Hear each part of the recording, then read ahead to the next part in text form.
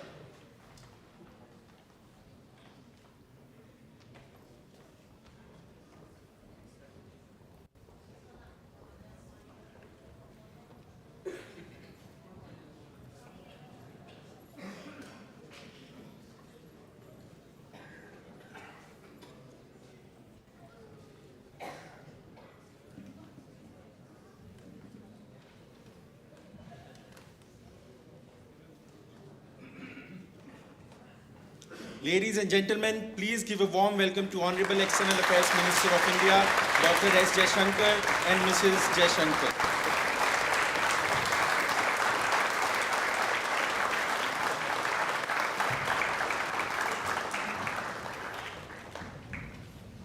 A very good evening to all of you.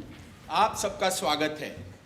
We now have two young members from the Indian community to welcome Honorable Minister and Madam Jaishankar with flower bouquets.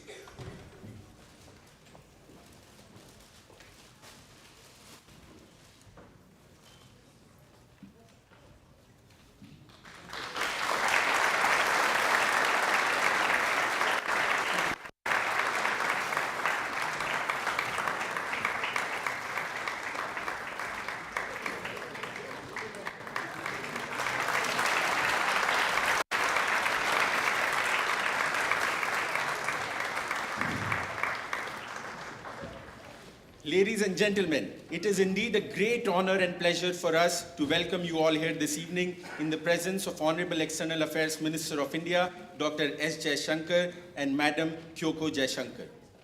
And thank you, sir and madam, for graciously sharing your time with us despite the very tight schedule that you have in Vienna.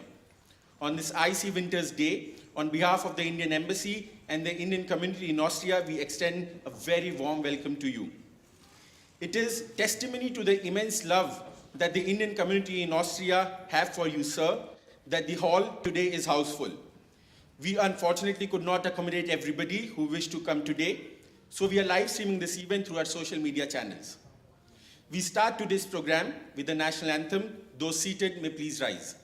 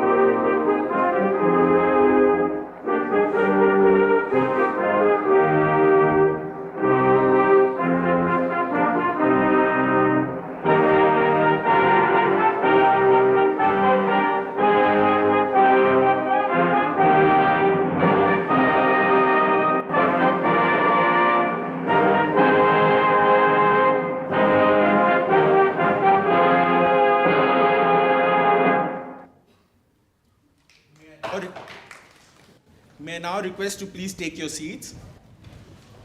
On this, the first day of the new year, we show you a short retrospective video of the work of the Embassy of India in the year gone by, India in Austria 2022. I request that the video be played.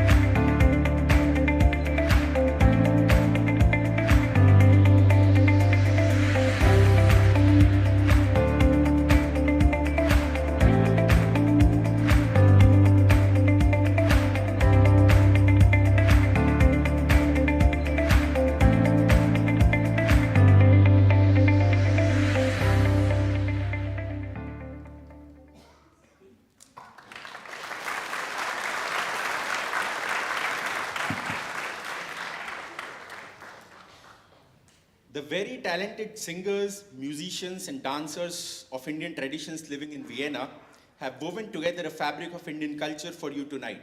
We now turn to them. Maya, a state of dreaming. The word Maya is derived from the Tamil root word Mayakkam.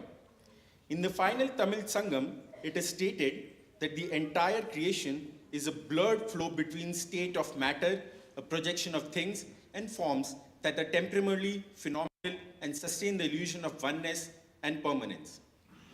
While our minds constantly juggle with worries of the future and the troubles of the past, the true moment of the now is lost. The present always is so elusive and so eager to be the past. In this ever-moving, fast-paced universe, journey with us to a slow-moving one, to appreciate her elusiveness, to experience a state of dreaming, to delight in her. Maya, Raga Maya Malava Golavi, composed by Pona Pillai, presented by Anuradha Gendre and Haider Khan.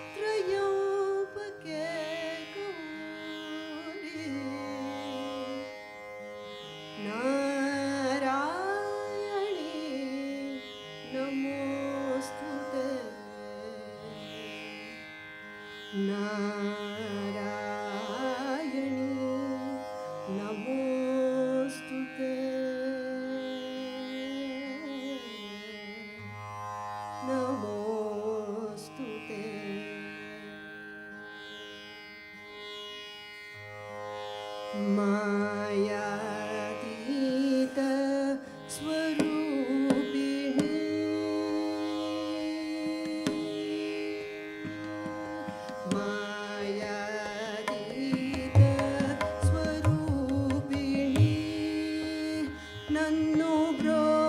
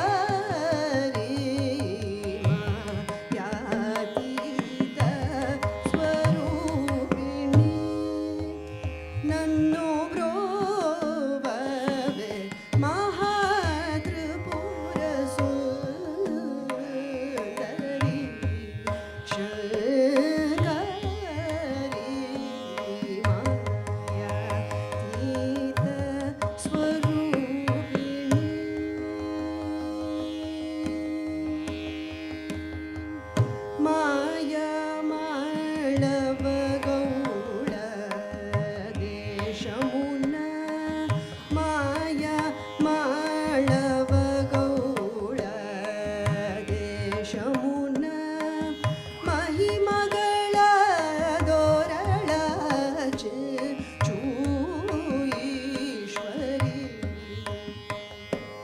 ಕಾಯ ಜುನಿ ವೈರಿಕಿ ಪ್ರಾಣಕಾಂತ ಬೃಹದೀಶ್ವರಿ ಕೃಪಸೇಯವಲೆನುಮ ಗುರುಗುಹ ಸ್ವಾಮಿಕಿ ದಾಸುಡೈತಿ ಮಾಯಾತೀತ ಸ್ವರೂಪಿಣಿ ಕಾಯ ಜುನಿ ವೈರಿಕಿ ಪ್ರಾಣಕಾಂತ ಬೃಹದೀಶ್ವರಿ ಕೃಪಸೇಯವಲೆನುಮ ಗುರುಗುಹ ಸ್ವಾಮಿಕಿ ದಾಸುಡೈತಿ ಮಾಯಾತೀತ ಸ್ವರೂಪಿಣಿ ನನ್ನು ಬ್ರೋವವೆ ಮಹಾತ್ರಿಪುರ ಸುಂದರಿ ಶಂಕರಿ ಮಾಯಾತೀತ ಸ್ವರೂಪಿಣಿ ಕಮಗರಿ ಸನಿ ಮಾಯಾತೀತ ಸ್ವರೂಪಿಣಿ ದದ ಪಮ ಕಮಗರಿ ಸನಿ ಮಾಯಾತೀತ ಮಗಮ ಕರಿಗ ಸರಿ ಸನಿ ಮಾಯ ಮಪಗ ಪಗ ಮಗ ಮಗರಿ ಸನಿ ಮಾಯ ಮನಿ ದಪ ಮಪ ಗಮ ಸರಿ ಸನಿ ಮಾಯ ನಿ ಸನಿ ಧನಿ ದಪ ದಪ ಮಪ ಮಗ ಮಗರಿ ಸನಿ ಗಮ ಪದ ನಿ ಸರಿ ಗರಿ ಸನಿ ದಪ ಮಗರಿ ಸನಿ ಮಗ ಪಮಗ ದಪ ಮಗ ನಿ ದಪ ಮಗ ಸನಿ ದಪ ಮಗ ರಿ ಸನಿ ಮ ಗಮ ಗಾರಿ ಸನಿ ಸರಿ ಗಮ ಪಗ ಮ ಪದ ನಿ ಸರಿ ಸನಿ ಸ ಸನಿ ಧನಿ ದಪ ಮಗ ರಿ ಸನಿ ಮ ರಿ ಸ ನಿ ದಪ ಮಗ ಮ ಪದ ನಿ ಸರಿ ಸನಿ ಮ ಗರಿ ಸನಿ ಸ ರಿ ಸನಿ ದಪ ಮಗ ಮ ಮಗರಿ ಸನಿ ಮಾಯಾತೀತ ಸ್ವರೂಪಿಣಿ ಪ ದಪ ಮಗ ಪ ಮಗ ರಿ ಸರಿ ಗ ಮ ಪ ದ ಪ ಪ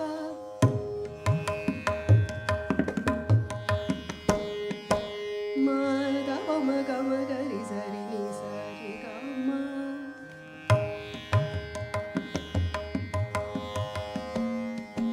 ಪದ ಮ ಪ ಗ ಮ ರಿ ಗ ಸರಿ ಗ ಮ ಪ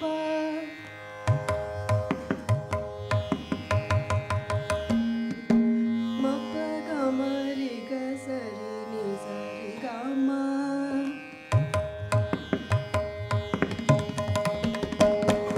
ತಪ ಮ ಗ ರಿ ಗ ಮ ಪ ದ ಪ ಮ ದ ಪ ಮ ಗ ರಿ ಸರಿ ಗ ಮ ಸನಿ ಧನಿ ದಪ ಮ ದ ಪ ನಿ ಸರಿ ಸರಿ ಗರಿ ಗ ಮ ಮ ದ ಪ ರಿ ಗ ಮ ಸನಿ ದ ಪ ಸರಿ ಗ ಮ ದ ಪ ಪ ಮ ಮ ಗ ಗರಿ ರಿ ಸ ಗರಿ ಮ ಗ ಪ ಮ ದ ಪ ದ ಮ ಪ ಗ ಮ ರಿ ಗ ರಿ ಸರಿ ಸರಿ ಗ ಮ ಪ ದ ಪ ಮ ಗ ಮ ಪ ದ ನಿ ಸರಿ ಸನಿ ಗರಿ ರಿ ಸನಿ ದ ನಿ ಗ ರಿ ಸ ರಿ ಸನಿ ಸನಿ ದ ಗ ರಿ ಸನಿ ದ ರಿ ಸ ನಿ ದ ಪ ಮ ಗ ರಿ ಸರಿ ಸರಿ ಗ ರಿ ಗ ಮ ಪ ಸ ರಿ ಗ ಮ ಪ ರಿ ಗ ಮ ಪ ದ ಗ ಮ ಪ ದ ನಿ ಗ ರಿ ಸ ರಿ ಸನಿ ಸನಿ ದ ಗರಿ ಗರಿ ಸನಿ ದ ರಿ ಸರಿ ಸನಿ ದ ಪ ಮ ಗ ಮ ಗ ರಿ ಸನಿ ಮ ಯಾತೀತ ಸ್ವರೂಪಿಣಿ ನನ್ನು ಬ್ರೋವವೆ ಮಹಾತ್ರಿಪುರ ಸುಂದರಿ ಶಂಕರಿ ಮಾಯಾ ಮಾಯಾ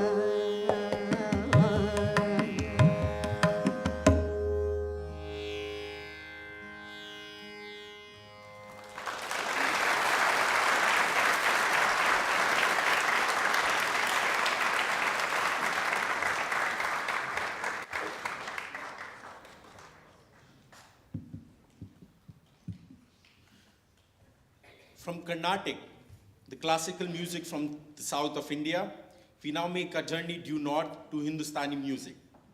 We have next the magic of sitar. Tonight, the musicians will present a traditional evening raga, Purvi Kalyan, which is a creation of the legendary sitar maestro Pandit Jaishankar. The improvising will be based on Tala Teen Tal, which is a rhythmic cycle of 16 beats, with Alokesh Chandra on sitar and Haider Khan on tabla.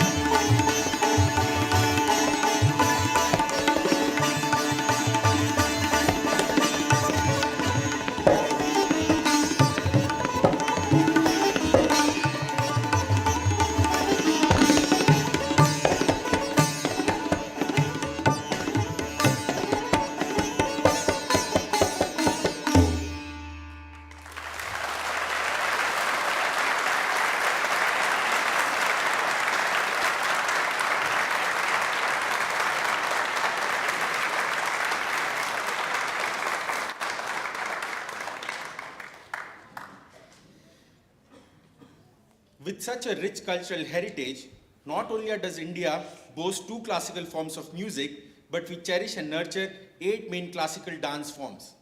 Today, we showcase 2 of those for you. Milap, coming together. As the sounds of lilting bells of ghungroos join the sitar and the tabla, we will experience a beautiful interplay of dialogues between our Kathak dancer and the musicians. Alap, Jod, Zala, and then Ghat are present in Raga Hansa Dhwani set to Tal, Zap Tal, a rhythmic cycle of 10 beats. Milap is Raga and Tala coming together to create Rasa, the emotions. Milap is a showcase of how each artist, accompanied in their own métier, come together, complement each other as well as demonstrate their own prowess individually. Milap coming together with Kathak exponent Kaveri Sagedar, Alokesh Chandra, and Haider Khan.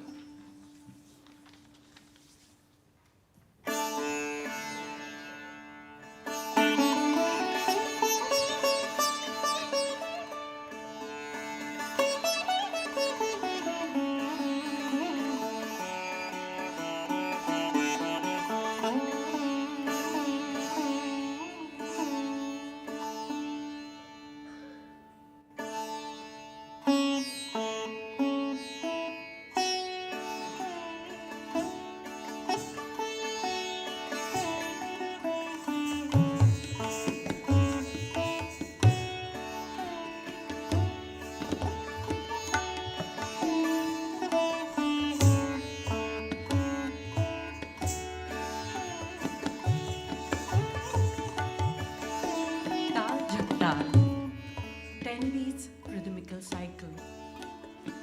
A dialogue between our instruments, ghungru, sitar, and tabla. Number 1 is important for us.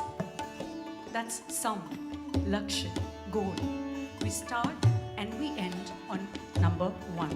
Tal Jhaktal, 10 beats.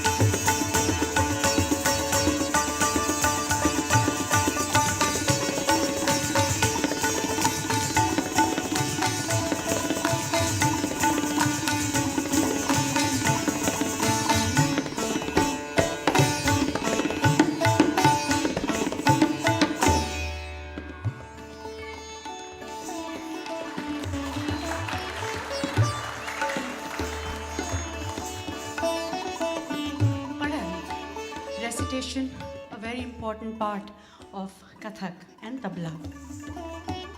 Dhinna, dhinna, dhinna. Thagirtik dhumgirtik dhata dhata, kramgirtik dhata dhata, girtik dhumgirtik ka gata dhati dhata dhati dhata. Taka, taka, thagirtik dhumgirtik dhata dhata, kramgirtik dhata dhata, girtik dhumgirtik dhata dhata dhati dhata. Taka, taka, thagirtik dhumgirtik dhata dhata, kramgirtik dhata dhata, girtik dhumgirtik ka gata dhati dhata dhati dhata. Taka, taka.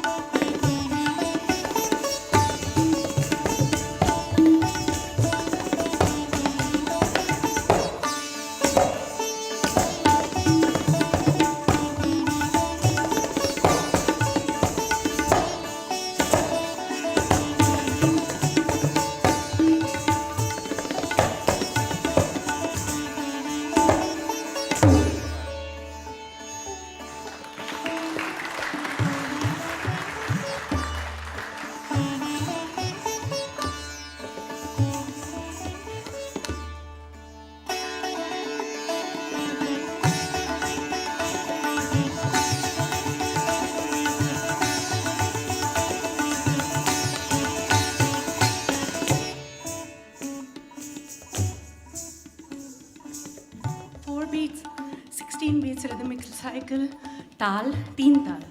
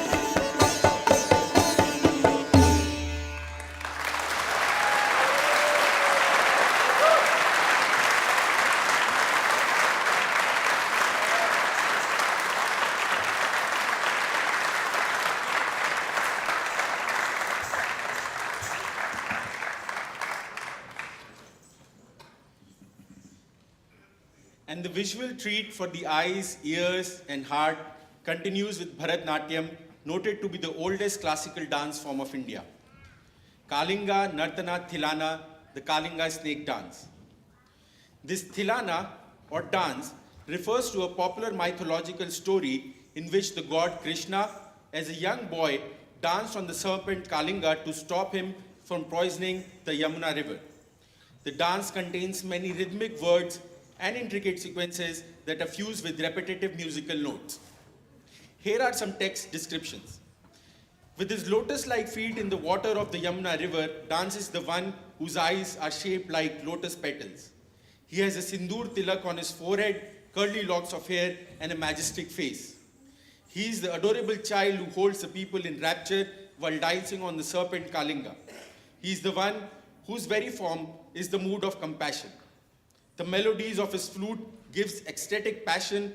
His divine music enchants all the worlds. Kalinga Nartana Thilana, a composition by Othukadu Venkata Subayar of the 18th century, vocals Aruna Sayaram, choreography by P. Senthil Kumar, performed by Radha Anjali and P. Senthil Kumar.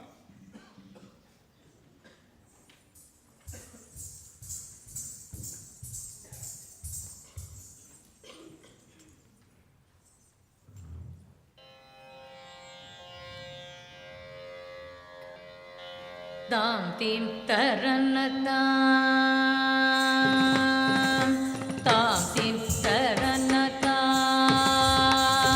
dinata gina tam tim taranatam, dinata gina tam tim taranatam, dinata gina tam tim taranatam, dinata gina tam tim taranatam. Tam tim taranata, dinata tam tim taranata.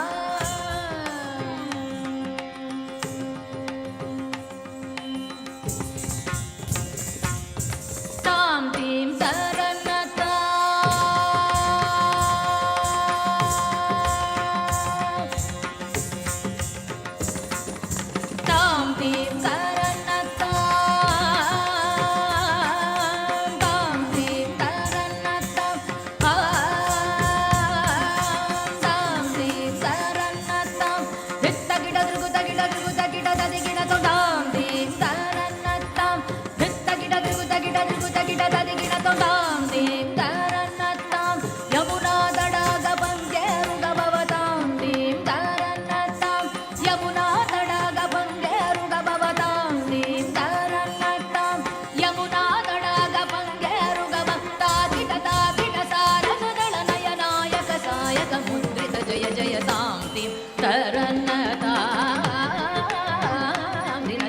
tam tim taranata.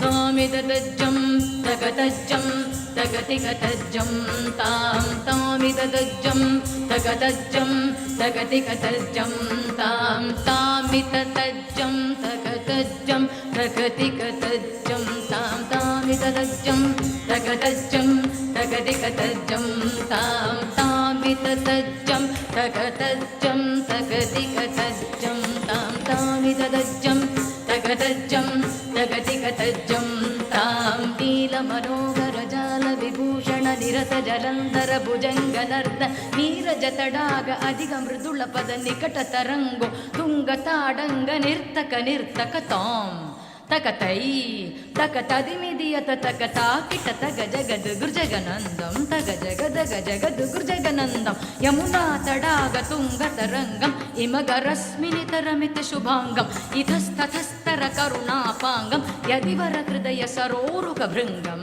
dinatadillana dinatadillana dinatadillana drugudakitadillana alaka sindura alaka sringara padana gambhira uragapana sanchara nanda sukumara navneeta ದದಿಚೋರ ಚಂದಮಣಿಗಾರ ಜಲಭವದಿನುತದೀರ ನನ್ನಂದ ಸುಕುಮಾರ ನವನೀತ ದದಿಚೋರ ಚಂದಮಣಿಗಾರ ಜಲಭವದಿನುತದಿ ಜಯ ವಿಜಯೀ ಭವನಂದ ಕುಮಾರ ವ್ರಜ ಜನ ಪರಮಾನಂದ ಕಿಶೋರ ಪ್ರಕಳೀಯ ನಟನಾನಂದ ಗಂಭೀರ ಕರುಣಾರಸಯುಧ ಭಾವ ಶರೀ ತದೀಂ ತದಾಂ ತದೀಂ ತದಾಂ ತತೈ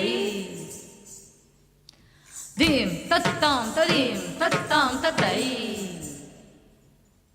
ಧೀಂ ತದಾಂ ತದೀಂ ತದಾಂ ತತೈ ದಿವಿತ ದಿಮಿತ ಕಿಟ ಜಣು ಜುಗುಣ ಗುಣಂದರಿತ ಗುಣ ಗುಣಂದರಿ ದಿವಿತ ಸಾಕು ದಿಮಿತ ದಿಮಿತ ಕಿಟ ಜ ರಜಕುಮಾರ ಮಹಿಮಾಲಂಕ ವನಮಾಲಾ ಬುಲಂದರ ಕೃತ ಕೃತಾದಾರ ತಜ್ಜಂ ತತ್ತಗಜ್ಜಂ ತತ್ತಗಣ್ಣಂ ತತ್ತಗುರ್ರಂ ತತ್ತಜ್ಜಂ ತತ್ತಗಜ್ಜಂ ತತ್ತಗಣ್ಣಂ ತತ್ತಗುರ್ರಂ ತತ್ತಾಕು ಜಣಂದರಿ ತತಕು ಜಣಂದರಿದ ಜಣಂದರಿ ತಾದಿಮಿತ ಕಿಟ ಜಣು ತಾಕು ಜಣಂದರಿ ತತಕು ಜಣಂದರಿದ ಜಣಂದರಿ ತಾದಿಮಿತ ಕಿಟ ಜ ಅದ್ಭುತ ನರ್ತನ ಚಿತ್ರಿತ ಮುದ್ರಿತ ವಿದ್ಯತ ಮುದ್ಭವಮದ್ಭುತಮದ್ಭುತ ತಾಕು ಜಣಂದರಿ ತತಕು ಜಣಂದರಿತ ಜಣಂದರಿ ತಾದಿಮಿತ ಕಿಟ ಅದ್ಭುತ ನರ್ತನ ಚಿತ್ರಿತ ಮುದ್ರಿತ ವಿದ್ಯತ ಮುದ್ಭವಮದ್ಭುತಮದ್ಭುತ ತಾಕು ಜಣಂದರಿ ವಿಧಿಸುತ್ತ ಕಾಲ ವಿಧಿಸುತ್ತ ಶೀಲ ಗದಿಶಯ ನೀಲ ಧೃತ ಬದಲೋಲ ತಾಕು ಜಣಂದರಿ ತತಕು ಜಣಂದರಿದ ವಿಧಿಸುತ್ತ ಕಾಲ ವಿಧಿಸುತ್ತ ಶೀಲ ಗದಿಶಯ ನೀಲ ಧೃತ ಬದಲೋಲ ತಾಕು ಜಣಂದರಿ ತತಕು ಜಣಂದರಿದ ಜಣಂದರಿ ತದಿಮಿತ ಕಿಟ ಜ ತದಿಮಿತ ಕಿಟ ಧಿಮಿತಾಕ ಧಿಮಿತ ಕಿಟ ಧಿಮಿತಾಕ ಧಿಮಿತ ಕಿಟ ಧಿಮಿತಾಕ ತತ್ತೋಂ ತತ್ತೈ ಗಿಡತೋಂ ತರಿಗಿಟ ತಾಕು ಜಣಂದರಿ ತತಕು ಜಣಂದರಿದ ಜಣಂದರಿ ತದಿಮಿತ ಕಿಟ ಜಣು ತದ್ದಿಮಿತ್ತಿತ್ತಯ್ಯ ತರಿಗಿಡ ತಕದ ಜಂ ಅತಿಶಯ ಸುಖ ನೃತ ಪದಕರ ಪಾದ ಜಂ ಸರಸ ಲೋಕ ಮುರಳಿ ರವನ ಸಕಲ ಲೋಕ ಸಮ್ಮೋಹನಗಿ ತತಕ್ಕು ದಿನ್ನ ತಕ ದಿನ್ನಂದಕ ತಕ ತಾತೈತಾಂಗತಾತೈತಾ ಋಗದಗತಕ ದಿನ್ನತ್ತಾಂಗತಾತೈತಾಂಗತಾತೈತಾ ಕದಂಬ ಕಿಸಲಯ ಮಿಳಿತನು ಪುರಪದಂಜಲಿತ ಕೃತ ಪಾದತ್ತಾಂ ತಿಲ್ಲಾನ ದೃಗ ದೃಗ ತಿಲ್ಲಾನ ಕಿಟ್ಟತೊಂ ಗತನ್ನನ್ನಂಗಿಟ್ಟತೊಂ ಕತ್ತೈ ಕತ್ತೊಂ ತತ್ತ ತಾಕಿಟ ತರಿಕಿಟ ತೋಂ ತದೀಂ ತದೋಂ ತದೈ ತಗಜೋರಗ ಬಂದ ಅದ್ಭುತಂಗ ಶಿರಸಿ ಚಲನಂ ಚಲನಂ ಕೃತನಂ ಇದನಂ ಕೃತನಂ ಇದ ಚಂದ್ರವದಂಗರ ಕಂಕಣ ಕಿಂಚಿತ ನಂಗನನಂ ಪದರದರದ ದಿಮಿ ದಿಮಿ ಜಣು ಜಣು ತಾಂ ತದಾ ತದೆಲ್ಲ ನಗ ನಗ ಭೂಷಣ್ ತಗಿಡ ತಗಸ್ತಡಾಯ ಬುಧಕರ ಮಂದಸ್ ಸ್ಮಿತಕರವರ ಪೂಜಿತ ಪದಯುಗಳ ಹರಿ ಜಯ ವಿಜಯೀ ಭವನಂದ ಕುಮಾರ ವ್ರಜ ಜನ ಪರಮಾನಂದ ಕಿಶೋರ ಕಳೀಯ ನಟನಾನಂದ ಗಂಭೀರ ಕರುಣಾರಸಯುಧ ಭಾವ ಶರೀರ ಮದ ಮಧುಕರ ಮಧುಪದರಳ ಸಮನಯನ ಕಮರದಳ ಚಲನ ಮುನಿ ಹೃದಯ ಮಪಿಜೋ ರಜಾಕರ ದಯಾಕರ ಮುರಾರಿ ಶ್ರೀಕರ ಮದ ಮಧುಕರ ಮಧುಪದರಳ ಸಮನಯನ ಕಮರದಳ ಚಲನ ಮುನಿ ಹೃದಯ ಮಪಿಜೋ ರಜಾಕರ ದಯಾಕರ ಮುರಾರಿ ಶ್ರೀಕರ ಮದ ಮಧುಕರ ಮಧುಪದರಳ ಸಮನಯನ ಕಮಲಗಳ ಚರಣ ಮುನಿ ಹೃದಯ ಮಪಿಜೋ ರಜಾಕರ ದಯಾಕರ Murari Srikara.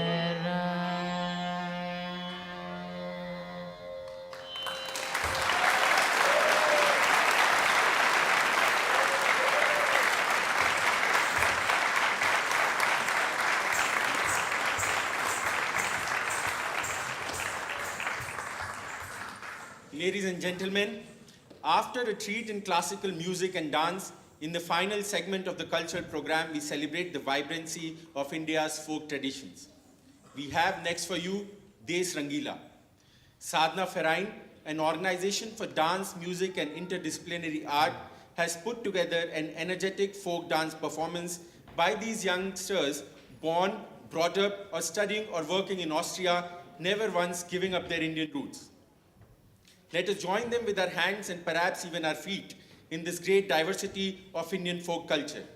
Des Rangila, conceptualized by Kaveri Sagedar, choreographed by Apurva Khare, performed by Miss Anirudh, Miss Apurva, Miss Divya, Miss Mehak, Miss Parvati, Miss Priya, Miss Prayal, Miss Soumya, Mr. Siddharth, and Miss Supriya.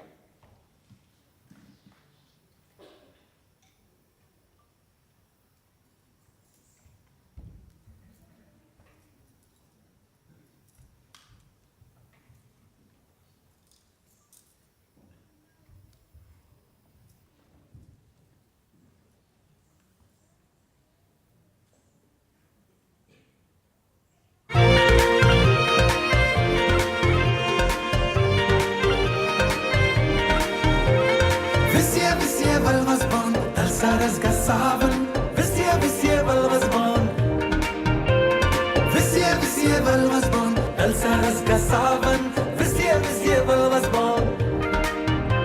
मस्ती के हम तो राग गाएंगे, हम खुशियां रब से मांग लाएंगे. बिखरे सुरों से गीत बनाकर, टूटे हुए ख्वाबों को सजाकर, झूमो रे झूमो झूमरो, बुमरो बुमरो, बुमरो बुमरो, शाम रंग बुमरो बुमरो बुमरो, शाम रंग बुमरो, केसी चक से होता लारो.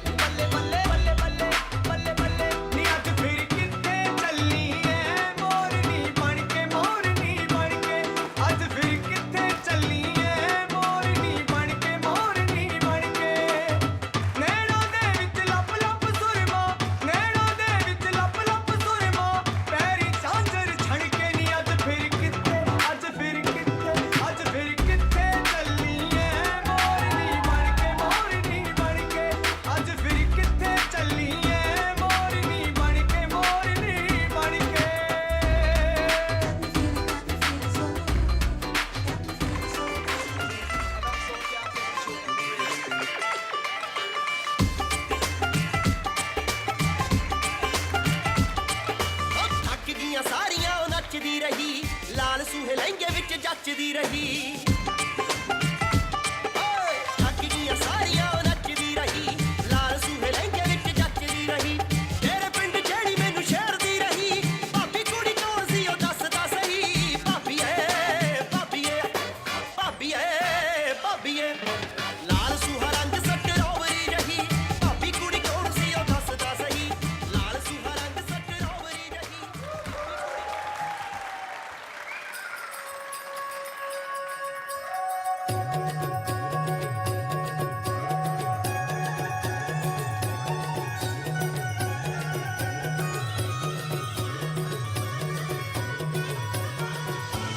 झूमे गोरी घूमे गोरी चली कहाँ चोरी चोरी हवा से है बंधी डोरी रे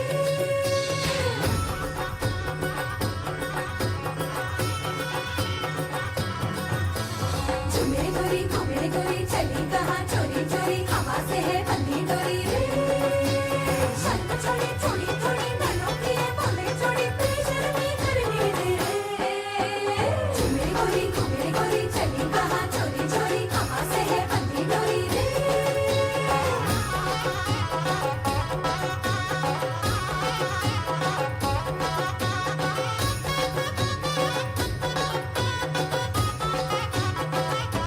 गलियों में भागती सोती न जागती कूदती भागती रातों में चांदनी है चांद पीछे पड़ा गलियों में भागती सोती न जागती कूदती भागती रातों में चांदनी है चांद पीछे पड़ा झूमे गोरी घूमे गोरी चली कहाँ चोरी चोरी हवा से है बंधी डोरी रे शर्म छोड़ी थोड़ी थोड़ी नैनों की है बोले छोड़ी बेशर्मी करनी दे झूमे गोरी घूमे गोरी चली कहाँ चोरी चोरी हवा से है बंधी डोरी रे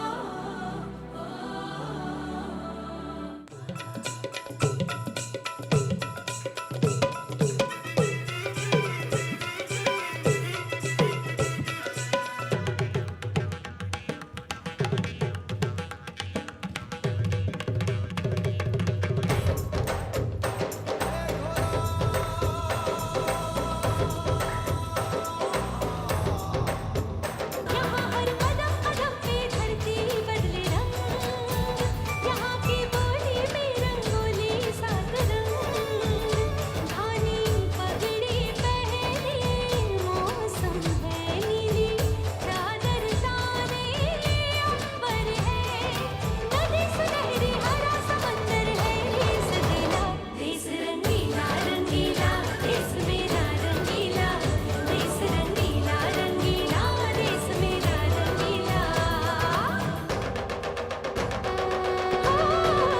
रंगीला रंगीला देश मेरा रंगीला देश रंगीला रंगीला देश मेरा रंगीला देश रंगीला रंगीला देश मेरा रंगीला देश रंगीला रंगीला देश मेरा रंगीला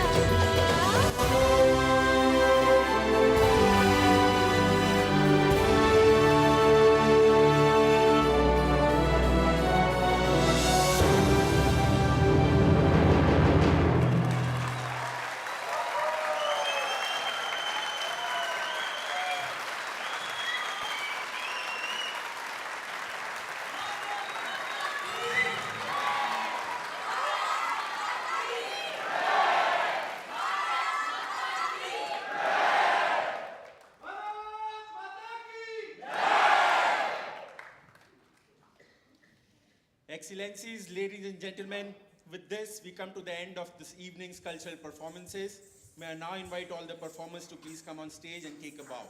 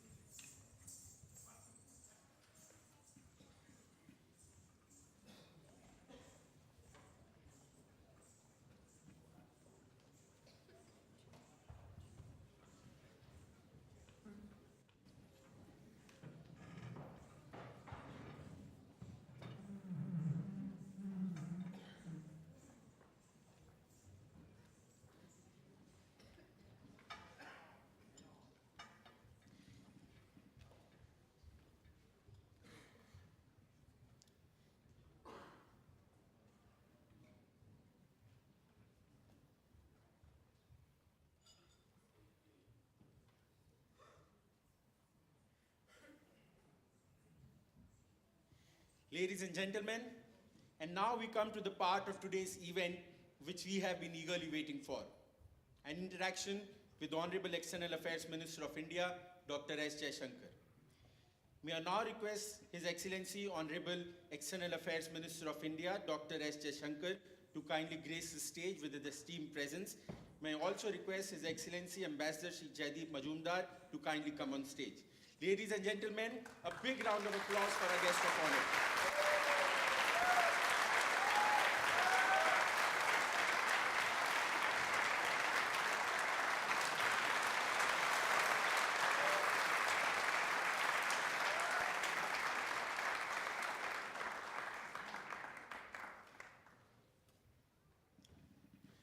I would now request Ambassador Shri Jaideep Majumdar to kindly speak a few words on the occasion.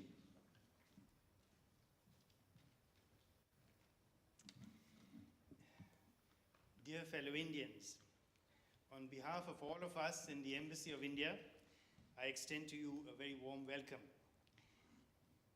I have had many opportunities to speak to you. However, I am conscious that today it is not me that you wish to hear. And so I shall be brief. It is not often that we have the opportunity to start a new year in the presence of the External Affairs Minister of India. It is all the more historic since it is after 27 years that we have such a visit to Austria. I therefore take great pleasure in welcoming the External Affairs Minister of India, Dr. S. Jaishankar, and Mrs. Jaishankar to this interaction with the Indian community in Austria. Hon'ble EAM has met the entire top leadership of the country today.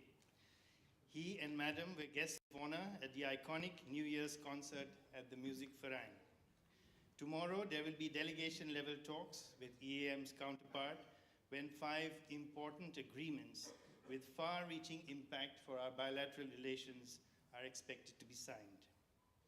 There will be several interviews with both television and print media over the next 2 days, testifying to the interest in India today among Austrians. There are 400 of you here today. As my colleague Vishy said, we had to express our regret to hundreds more. We had to close down our online registration after opening for only a few days. This shows your level of interest in meeting the Honorable Minister. But we are live streaming this event so that we can reach you all. And I know from my interactions with you how much you appreciate the forthright and persuasive way in which EAM interacts with its interlocutors in the international community, so that India's voice is heard loud and clear. So without further ado, it gives me great pleasure to invite you, sir, to address the Indian community of Austria.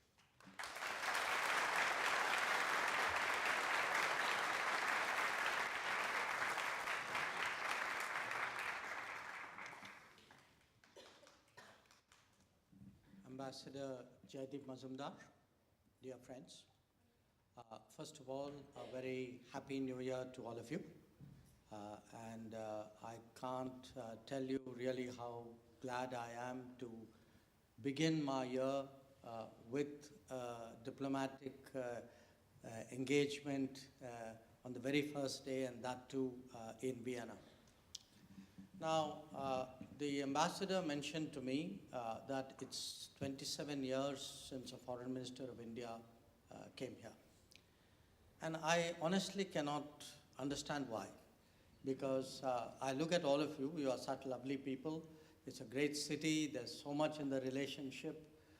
So I've tried to make up for it actually by meeting my counterpart 5 times in the last year. And today, in fact, when we were at the middle of the Strauss concert and we had the honor to meet the president, he actually told us, well, that was last year, now try and improve it this year. So what I do want to begin by telling all of you is really I'm very pleased to be here. Pleased to be here not just on a visit, but on an occasion which Vienna is very famous for, its New Year concert. The fact that my counterpart invited me was a gesture. It was a gesture of both of friendship and of respect for culture. And I was very gratified that I could represent India on such an occasion. I will be here tomorrow and day after meeting my counterparts, but today itself, even though it was a Sunday, the Chancellor was very kind to spend a lot of time with me. We had a very long discussion about the relationship, about what was happening in Europe, about the state of the world, what India and Austria could do with each other. Of course, with Foreign Minister Schallenberg as well. And the picture which I present to you, but you all know that already, is actually of a very good relationship. A relationship which in terms of trade today is in about $2.5 billion, which has a big presence of our companies in both our economies, where our political cooperation is very smooth. Austria is also the home to IAEA and UNIDO, which is very important among the UN organizations. But among all the plus points, I would say, is of course the presence of an Indian community, a long-standing presence of an Indian community, a community of great standing and reputation, about whom we hear good words, not just here, but even in India. And so I would really sincerely like to begin by thanking all of you, because if India-Austria relationship is so good that it didn't need the foreign minister for 27 years, then I think a lot of the credit really goes to all of you. But let me also say a few words about what I will be doing in the next few days. As the ambassador mentioned, we are going to be signing a few agreements. I think two of them should be of interest to the Indian community. One is an agreement on migration and mobility. And in plain words, that means that we will try to make it easier for people who want to work here, who want to come here for business, who want to come here as students, who want to come here as professionals. How do they come to Austria? How do they work in Austria? How do we make it easier for them? How is their treatment on more equal terms than it was before? So this for us is an important goal. And I really think tomorrow we would be initialing the agreement, and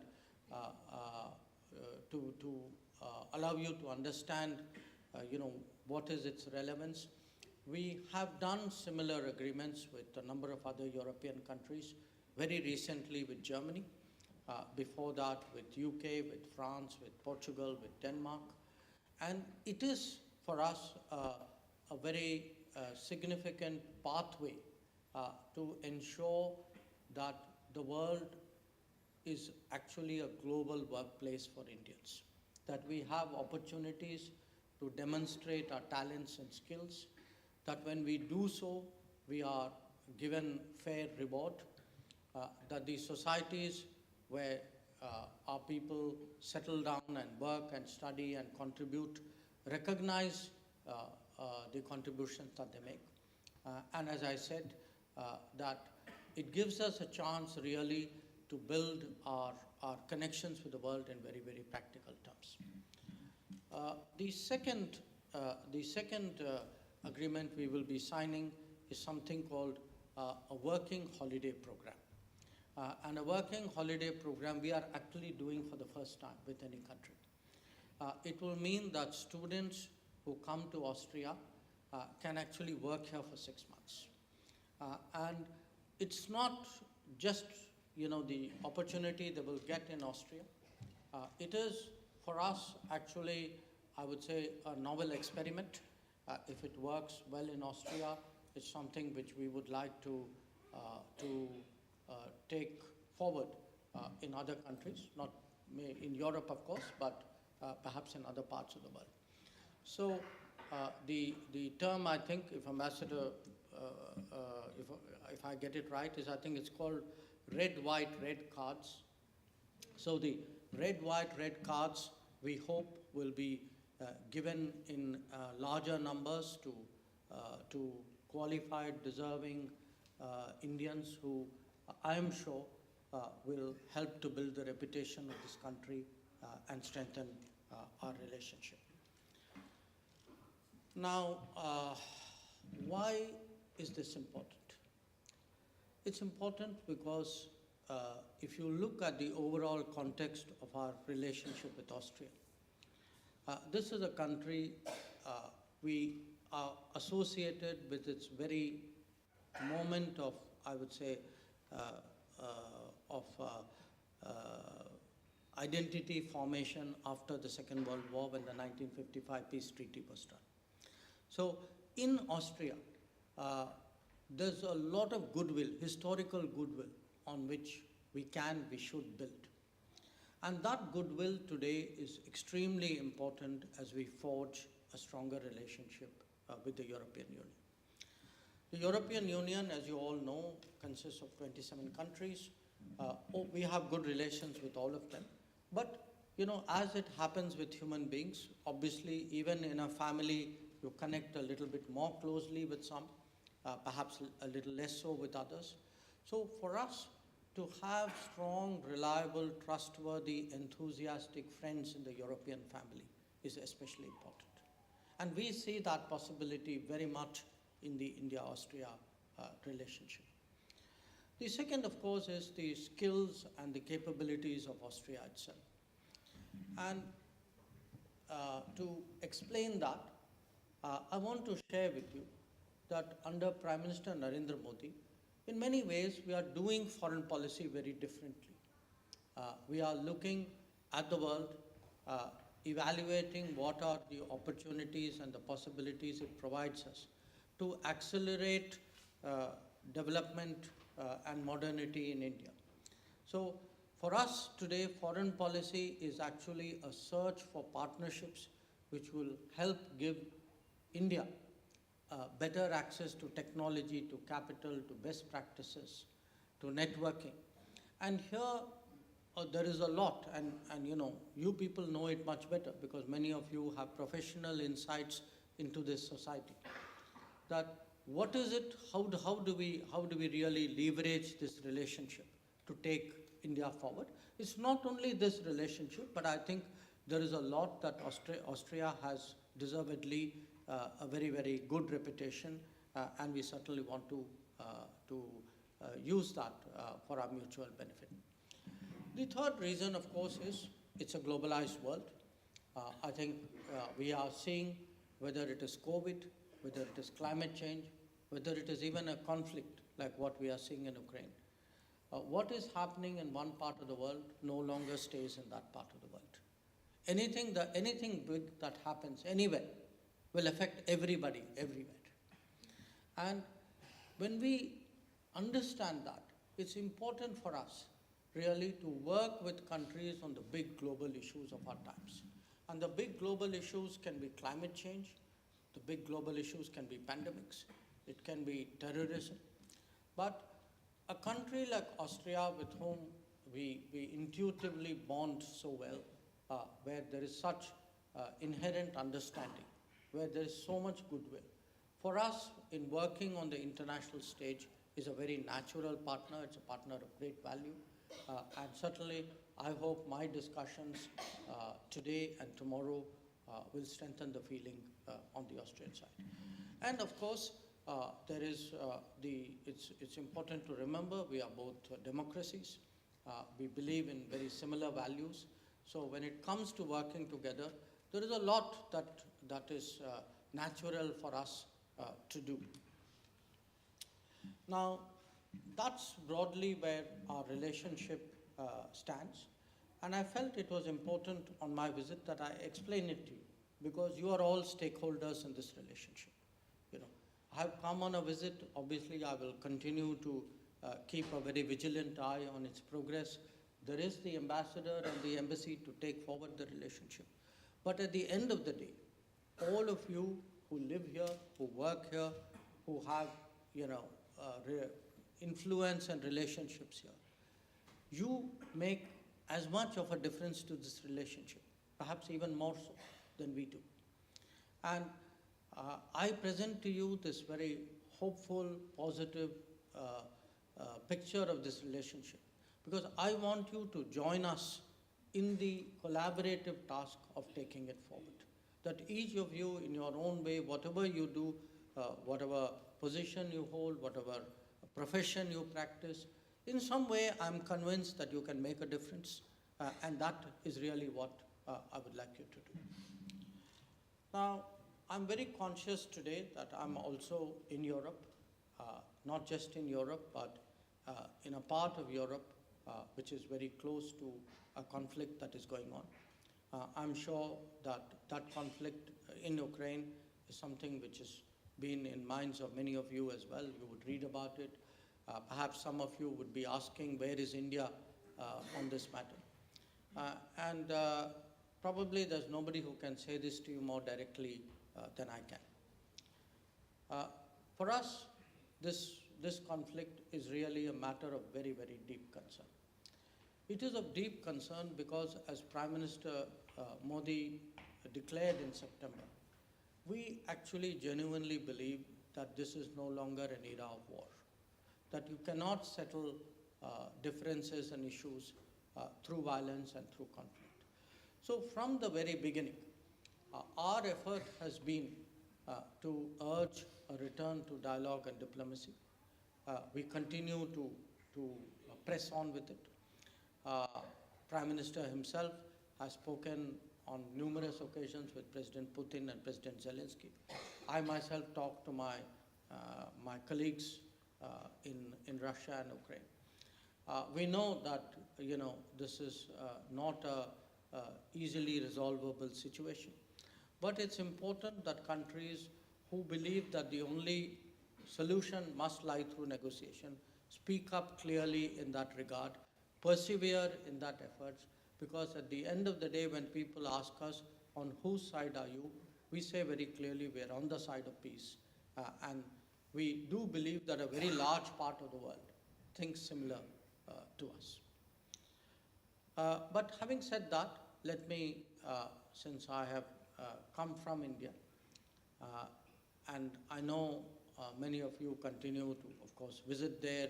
Today, you do not have to visit to be in contact with your families and your friends and your native environment. But it's always perhaps, I would say, a good feel to have a visitor from India tell you how things are at home. After all, even in India, if somebody goes to somebody else's house, the first question you ask is, okay, how are things with you at home? So I want to tell you, things at home, and I say this with a lot of thought. Every country in the world has gone through a very difficult time in the last 3 years.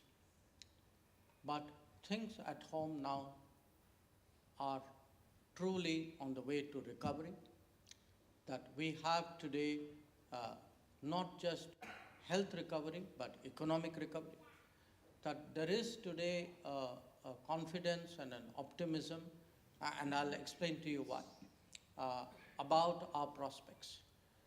That even though we know that the global situation for all the reasons that I shared with you, including the Ukraine conflict, including still the worry that we all have about COVID, about problems like climate, about the challenges of terrorism. But still the sense in India today is we have a strong leadership that has the vision, that has the capability, that has the maturity, the experience to steer India through a very turbulent era. And if there is that faith, you must understand it's a faith that has been born out of the experiences of the last 3 or 4 years. So what are these experiences? I would say most of all COVID. I do not know during that period how many of you, given all the problems of travel, had a chance to directly experience the difficulties we faced in India. They were humongous difficulties, and I say this as a minister who was part of a group, which we were a small group of ministers who were charged with, every day dealing, assessing the COVID situation and making recommendations out there. When the COVID first hit us, it wasn't just, there were many places which didn't have enough masks and enough medicines. I mean, we actually did not have the basic infrastructure to deal with a pandemic like this. And at great cost, at a lot of sacrifice, with a huge effort, what we did, first of all, was really to create on the run, in the middle of a pandemic, the health infrastructure to deal with that COVID, to create really tens of thousands of centers for people, to provide the medicines, to churn out the masks, the ventilators, the PPPs. So this was our immediate challenge. Our second challenge, of course, was that of the vaccine production. Now, when you look at vaccine production, once it is made, it looks very normal, it looks very easy. You ask yourself, how difficult can it be? But the fact is, it was very difficult. It still is very difficult. Not every country is able to, not every vaccine producer is able to produce vaccines of the sufficient quality to successfully secure their population against the multiple variants of COVID. So normally, when you have big health problems in the world, it has unfortunately been our experience that somewhere in that queue, we also, get our turn. This time what was different was we were among the first countries to vaccinate. We were not just among the first countries to vaccinate, we were able to do a mass vaccination, effective vaccination, which could actually get more than 2 billion shots in the arm. And I stress that shots in the arm because there are many countries who produce the vaccines. They could not actually do the vaccination with the kind of scale and speed and efficiency which the situation required. And we were able to do it because actually we were able to bring into play not just our health capabilities, but also our digital capabilities. That, at a time when a lot of the world was going around with a slip of paper in the back pocket saying that is my vaccination, we were actually able, right from the very start, to be able to digitally validate people's vaccination. And to do so in a very orderly process so that we were actually able to get that level of vaccination done. And the third difference that we made, and one I can tell you as foreign minister, I today get a lot of that goodwill. The third difference we made was that even when we were vaccinating our own people, even when we were producing medicines for our own people, we had the generosity and, to my mind, the good sense to share with the rest of the world. And not every country did this. So the fact that we gave vaccines to more than 100 countries, the fact that we gave medicines to more than 150 countries, including, by the way, countries in Europe. I was myself at the receiving end of phone calls from my counterparts at that time, asking for assistance. And there's nothing wrong with it. It was a moment of extreme stress for the global society. So it was fair for everybody to ask everybody else for help. The fact is, some gave help, some didn't. And I'm glad to be the foreign minister of a country which did the right thing. And I think all of you, as Indians abroad, as Indians in Europe, you should be proud that your country at this moment of difficulty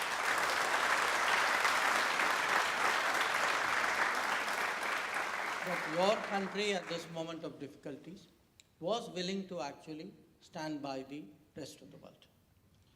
Now, when we were, struggling with the COVID, it was not like the rest of life was working fine. I mean, you had really multiple problems coming at you. And you will all remember the lockdown period, the fact that many people had to go back homes, that factories were shut down, that, employment was very deeply impacted. And again, in that period, we actually found a strength and a creativity to address the challenges in that way, in a way in which we have made a long-lasting change in Indian society. Now, what is that? One of our early cabinet meetings, when COVID was gathering steam, Prime Minister reminded us, he said, all you ministers need to go back and study what happened when the Spanish flu came. Spanish flu came almost 100 years ago, before COVID did. And the last time anything global on this scale happened was the Spanish flu. And the Prime Minister told us that, more people died in India of hunger at that time than they died of the flu. So the one thing he was very clear, he said, so long as I am Prime Minister, I will ensure nobody dies of hunger. So I want all of you to get together and find a solution so that even when we are battling COVID, we are taking care of the problems which, Indian society will naturally face. So I want you to remember where things were 3 years ago. I'm talking April, May of 2020. You would have read in the newspapers, you would have seen in your TV, there was a lockdown, people were going back, people said, this is going to be, in India, it's going to be the most difficult situation. And it didn't happen. Now, why didn't it happen? It didn't happen because for this entire period, we have made an effort to ensure that 800 million people, twice the population of the European Union, were directly receiving free food support so that nobody starved during this period. We made sure that 400 million people were getting money in their bank accounts. These were the most vulnerable people, the people most affected by the economic consequences of the COVID. So the big change in India which has happened is really the fact that in the last 3 years, actually a new social safety system has come into being. It's a very profound change. But it's not just a change for a period of stress like COVID. It is actually a fundamental change in governance. It is a change today which ensures that whether it is the health benefits which are being given under Ayushman Bharat, or whether it is support to farmers which is given under Kisan Samman Nidhi, or whether it is this program many of you would have heard of, that firewood was replaced by cooking gas, Ujjwala. Now in each case, the recipient was identified, the right recipient was identified because we had a digital backbone using the Aadhaar card system to make sure that between what is given by the government and what is received by the citizen, nothing is lost on the way. And I can tell you, when I travel around the world, even today, when I was discussing this with the Chancellor and the Foreign Minister of Austria, the world is amazed today by the extent of digital delivery that we have been able to do. That so many of our programs, it could be giving housing, it could be connecting houses to electricity, connecting houses to tap water, as I said, even pensions, health benefits, that what today, the average Indian's minimum expectation has gone up, and rightly so.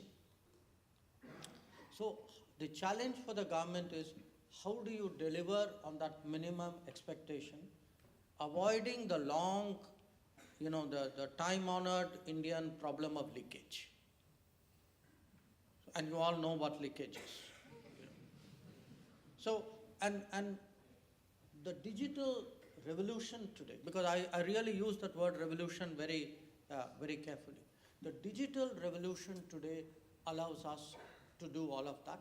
And on that today we see, the idea of the prospect of building a health infrastructure, the way by which citizen services are delivered, the improvement in the quality of governance, and most of all, I would say, and I say this as someone who's worked in government all my life, the accountability of the government to the people. That what the digital medium has done today is that if someone applies to a service or someone has a grievance, you have the ability to know what has happened to your case. Say, I give you an example of which we are rightly proud. Issuing passports. There was a time it would take people months, sometimes frankly even a year, to get a passport. Now, one of the changes Prime Minister Modi did was, of course, he physically expanded the passport, where you apply for a passport, by saying that all the post offices are today don't have enough work. So why don't we use the post offices for actually taking in passports? So, the next time you hear this slogan of minimum government, maximum governance, this is an example. We did not create a new department. We did not create additional offices. We actually did not even take extra employees. We used the same post office employees to start taking in passport applications and delivering, passports back. So the result is, today, what used to take months is taking days. But one part of it is the delivery. The other part of it is you actually track it. You track it from the moment you enter your passport office, where you know exactly what you have to do, where is your application. And even for Indians who live abroad, we have today a platform, grievance platform called Muth. I mean, if any of you have any problems, I would actually advise you to use it. That anybody who gives in a grievance on Muth can then see what have we done with that grievance. And that for us today is what good governance is about. This is really, to my mind, the future of India. How do we apply tools of technology to improve the quality of governance and to really ensure that the system is accountable more and more to the citizens. Now, I spoke to you about the changes in governance. Let me also say that there have been, obviously in this period, very profound changes in our national security. And a lot of that, of course, is centered around a more intense challenge that we face on our northern borders with China. I think most of you would be familiar with that. We continue to have, of course, the problem about cross-border terrorism with Pakistan. But if there is one border and one region which has dramatically improved in the last decade, it is actually eastern and northeastern India. And the reason for that is because we have actually vastly improved our relationship with Bangladesh. We have settled our land boundary agreement with that country. And really, that is an example of where diplomacy, successful diplomacy, has directly contributed to stronger national security. But having said that, I also would like all of you to understand, for a big country like India, it is not enough that, we deal with challenge number one, challenge number two, a terrorist here or a military maneuver there. We have to create a model for ourselves which makes us a stronger nation. Because it's a very competitive world. It is a world where everybody at the end of the day is competing. I'm not saying people are necessarily against you, but they will compete with you. And in that world, what we saw during COVID, what we are still seeing today, because of the knock-on effects of the Ukraine conflict, is unless we become more self-reliant, unless we manufacture more things in India, unless the core requirements of India are met within India, we will remain vulnerable to outside pressures. This is a very, very sharp realization in the last 3 years. Now, there have been people who told us, India is not good for manufacturing, maybe you should stick to services, that's better for you. A country like India can't do that. That for us to be dependent on somebody else for manufacturing is too much of a societal risk, too much of an economic risk, and most of all, too much of a national security risk. So our effort today, and many of you would be familiar with this term, Atmanirbhar Bharat. Atmanirbhar Bharat is not going back to the pre-1992, pre-reform era. Atmanirbhar Bharat is actually realizing today, after 1992, that we have opened up to the world, but we should not let subsidized goods, non-competitive, people who do not play fair by market rules, to actually come into our economy and impact our producers. We have a duty also to our businesses, to our manufacturers, most of all to our workers. India will not progress unless that progress is reflected in employment. And we have to create that deep strengths and those supply chains within India, and that too is a transformation is taking place today. I mean, those of you who have any economic interest will see, and this is in fact one of my primary messages to the Austrian government, that please ask your companies today to come to India and look at investing in India and manufacturing in India, because that is the way you're going to get access to my market. Because at the end of the day, other companies, other countries, they want access to our market. That's our trump card. Access to our market must come with benefits to us. It is not something that should be given away thoughtlessly. We are not a country who should be part of other people's marketing plan. So this change today, that how do we make India more competitive, how do we build deeper strengths in India, this today is a very big change which is taking place, as I said, under Atmanirbhar Bharat. We've also, from last month, taken over the presidency of the G20. Again, many of you would have read about it.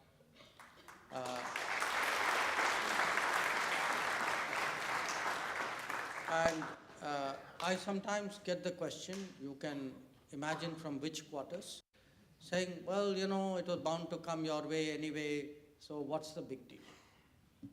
It is a very big deal.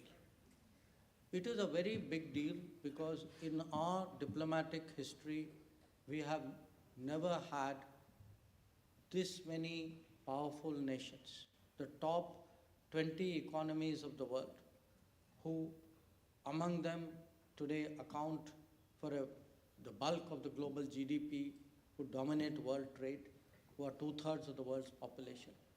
Their leaders come to India. That itself is important. But more than who is coming, it is when are they coming? Because as you would have gathered from my remarks by now, this is a very difficult and challenging time for the world. It is a difficult time because the world is under great economic stress, under supply chain stress. There is very strong political polarization. Even to get all the major countries to sit around the table itself requires a lot of diplomacy. So for us to take up this responsibility at this time is something truly exceptional, and I can tell you that we intend to use our presidency obviously for the benefit of the international community.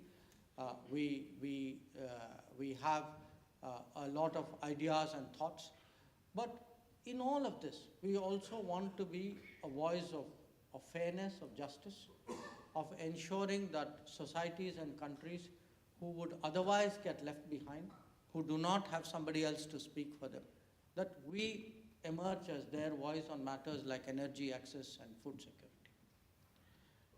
But G20 is also an occasion where you will see in your TV channels, in your social media, in the newspapers that you read in Austria, you will see that we will take it as an opportunity to present India and all the changes that I have tried to describe to you, to the people of the world.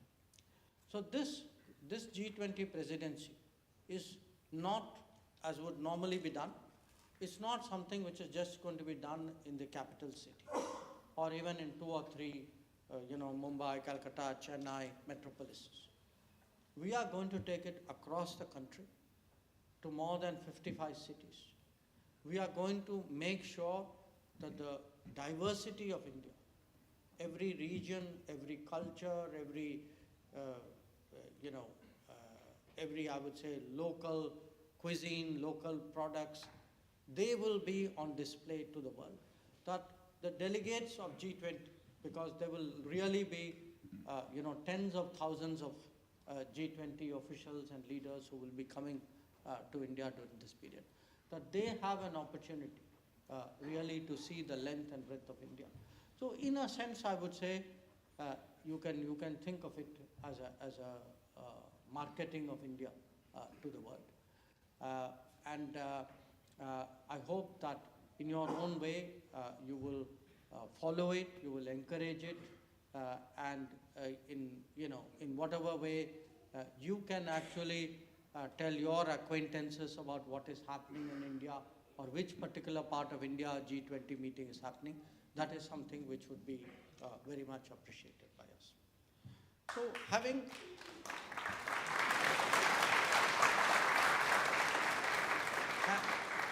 having said that, let me come to my, not punchline, but my main message, which is, what can you do for us? Because I'll then finally finish with what can we do for you. But let me come to what can you do for us. I think the most important contribution which the Indian community can make, which you are doing, is to shape our image. You have to shape our image because, the sense I have from the people I meet is a respect today for the professional Indian, for their sincerity to contribute, to the fact that, and again today, other than the President and Chancellor of Austria, I also met the President of Bulgaria, who was also here for the same event. And he was speaking to me about the Indian community in his country. Wherever I go around, these are common things I hear about Indians. They're a very good community, they are very family-centered, they never cause trouble, they always contribute, they are very good colleagues. This is the image that we want. And I can tell you, this image will serve us very, very well, because if you look next 10 years, 15 years, there is a huge mismatch between where is there global demand and where is the right demography. Where there is global demand, which is where technology, knowledge economy is very strong, those are places where there's a real demographic challenge. So how do we ensure that mobility? And there will be competition here, because different countries, different societies will all try to take advantage of it. In this, the stronger our national reputation is, the better it is for us. Because at the end of the day, let me tell you, a lot of countries, I've of course done some part of my professional career in this region, not in Vienna, but close by in Hungary and in Czech Republic.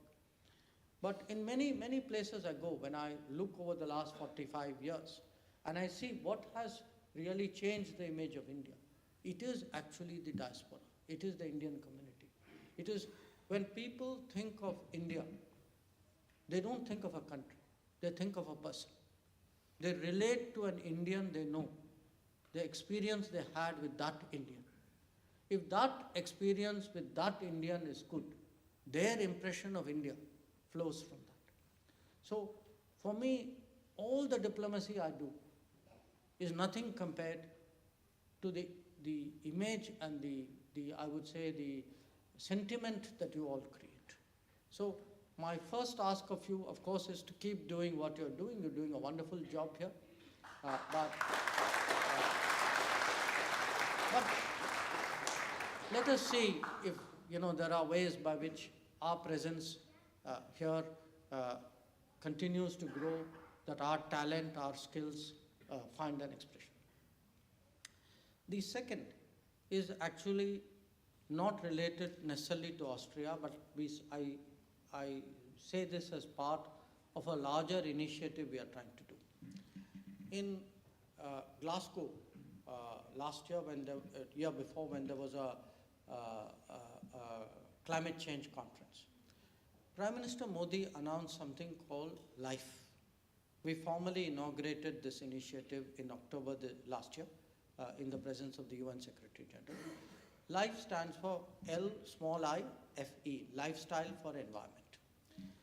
The thrust of this is, if each one of us makes adjustments in our lifestyle, in our daily lifestyle, these may not be big adjustments, they actually make a huge difference to the environment.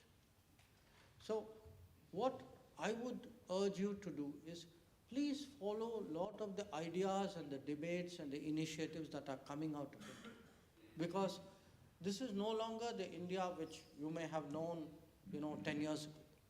This is an India today which is shaping agenda, which is putting forward ideas, which is creating mechanisms.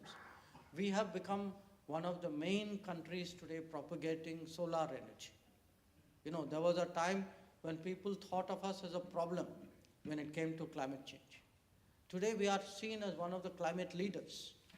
So my second ask of you is, in an era where communication is so smooth, where it's possible the first half an hour when you get up to know everything which happened in India the previous day, follow what is happening in India. Do talk about it to everybody around you. Because when they hear it from you, it will have a much bigger impact than anything that we would put out as a government. Because your peers, your friends, your colleagues will trust you. It's very natural for you to communicate what is happening in your country to them. The third, of course, is culture.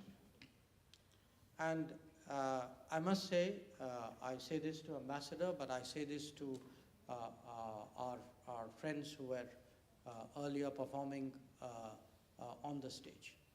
For me, what I saw today was not just a cultural performance. It was an India in all of us which was waiting to come out. There was an occasion.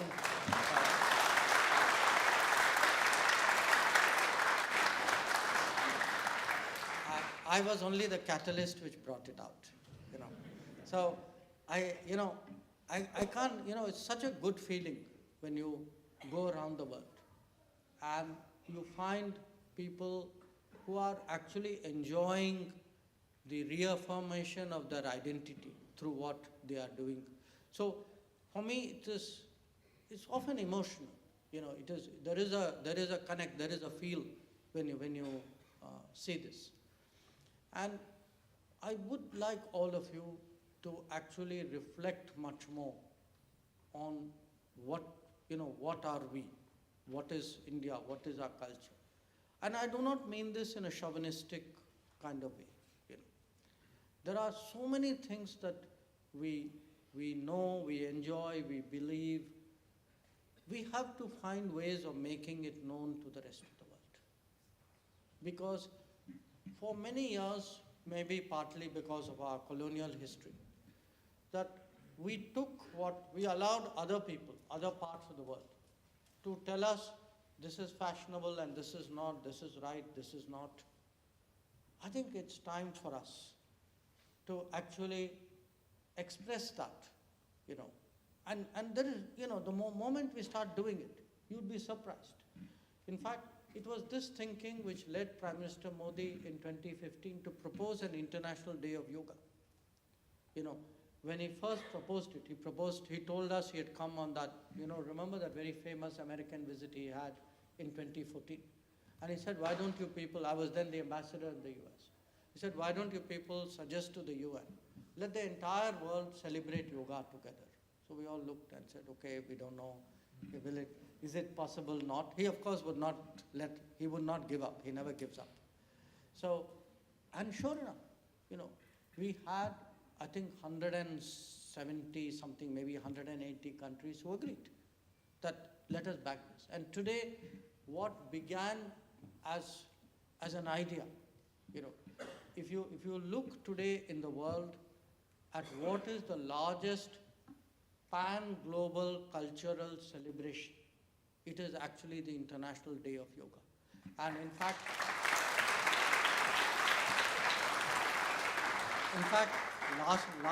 last year, what we did on that day was we started streaming programs from the furthest point east all through the day as the sun moved, the yoga moved along with it.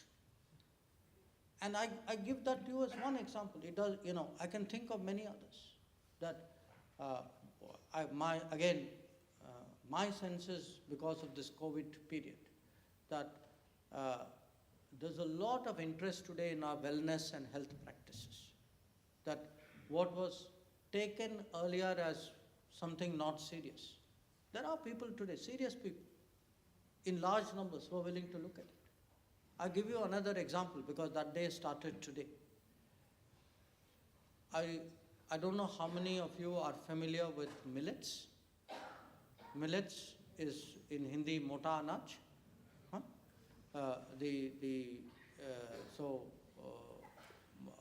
Bajra, jawar, ragi, depending on which part of India you come from. Millets are far healthier for all of us than the cereals, than the rice and wheat we eat every day. It was the food which was most prevalent in our societies till it was displaced by what came later. Now, it also requires much less water. It has a much more friendly carbon footprint. Today, in a world when there is worry about food shortage, grain shortage, millet offers a completely different, value proposition. In fact, today for almost every 5 kilos of wheat grown in India, 1 kilo of millets are grown and consumed. If we can actually grow it is a solution to a lot of our growing food demands. Not just us. A lot of countries in Africa, in Asia, and parts of the Middle East. For them, this is a very natural food because in their history too, this is something which was grown. So I'm sharing this with you because these are today. And so again, to cut a long story short, we went back to the UN last year and we said, why don't we have an International Year of Millets? That year starts today. And what we hope to do during our G20 presidency, in fact, already we are doing it. Today, every foreign visitor I receive in India, or the Prime Minister receives in India, a substantial part of the meal today is a millet-based meal. So, and if we do that, it's not just a feel-good factor. It's not even just an economic or a food security strategy. The farmers, because the bulk of the millet growers in India are really the smallest farmers. The smallest farmers who have limited access to water and often are in very arid areas. So I cite this to you. These are very, I'm taking you from yoga to millets to health, Ayurveda. But this is the kind of today the creativity, the energy, the ideas which are coming out of India. Another initiative which again I flag to you is something called One District, One Product.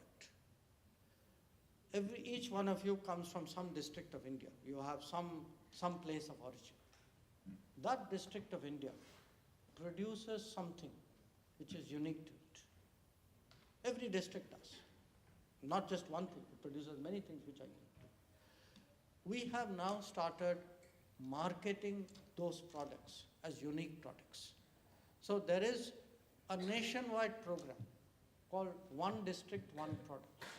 So whichever place you come from, the next time you go to India, my request to you is find what your district makes and please bring it back to Austria and give it as gifts to people. Because believe me, you are now making your place of origin known to the world. And you'd be amazed how many things, I learn almost every day something new which some part of India is making. And finally, there is one request which the Prime Minister has of the Indian community. You may have heard of it before, but on his behalf, I would like to make that to you.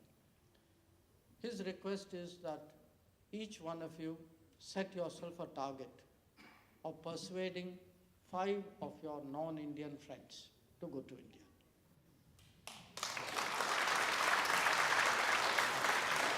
Because if there is anything which will really dramatically change our economy and which will connect us deeply to the world, it is actually tourism. And tourism is done only by changing people's mindsets, and that is the hardest thing to do in life. Now, it will change if people hear from their friends. They will believe a nice tourism brochure or initiative or marketing plan I have, maybe this much. But if they hear it from you, it has a different meaning. So think of yourself. We use this phrase, you are ambassadors of India too. So just as I ask this ambassador, I ask all of you too, find ways of getting people to visit India. Because anybody who goes to India and comes back, their view about us will be very different. And I will finally conclude just by saying that, where the diaspora is concerned, where the Indian community is concerned, you know that the Modi government has your interests absolutely at heart. There is nothing we would not do to be there for you. We have demonstrated that time and again in different ways.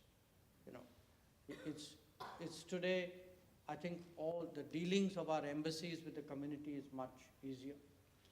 I spoke to you about practical issues like passports.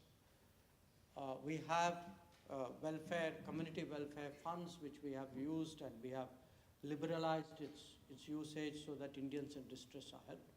And most important, whether it was during COVID or whether it was during a crisis like the Ukraine crisis, we demonstrated that we will do whatever it takes, including putting our military forces into use to take care of Indians abroad.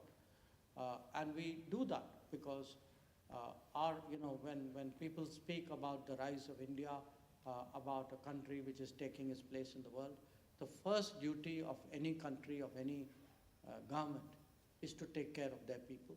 It is something which is a very deep belief from the Prime Minister himself, but I can tell you to all his ministers, in the government. So where the communities are concerned, I want to assure you that we will always remain, of course, very responsive to your requirements, very concerned about your well-being, but most of all, very proud about your accomplishments. So thank you once again.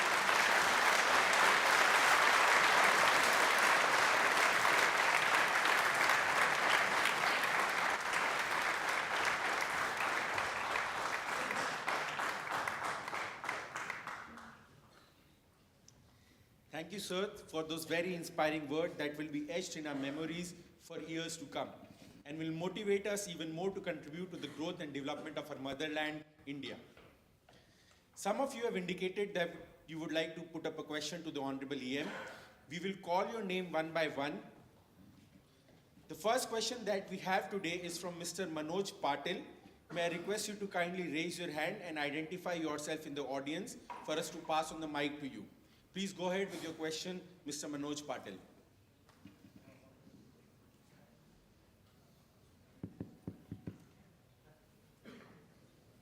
Good evening, sir. So myself, Manoj Patil. I'm working for United Nations in the organization International Atomic Energy Agency for last 16 years. Sir, our foreign policies have changed drastically since our beloved Mrs. Sushma ji took over MEA. With that, I must mention you had made a major impact on the world, showing India's stronghold attitude throughout your tenure. Sir, you are advocating for bringing changes to the UN structure. So my question to you is, how you are planning to propose it, and will India take leadership for this change? Thank you.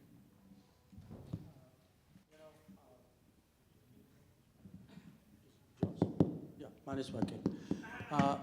Look, let me just make two brief responses.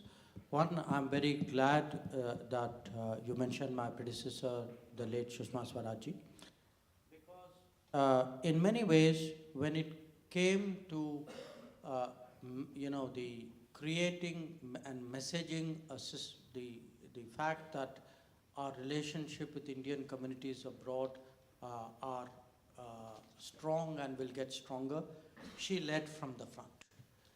I would say in those 5 years when she was a minister, she was the face and the voice of that message. And of course, we created a system for that to happen.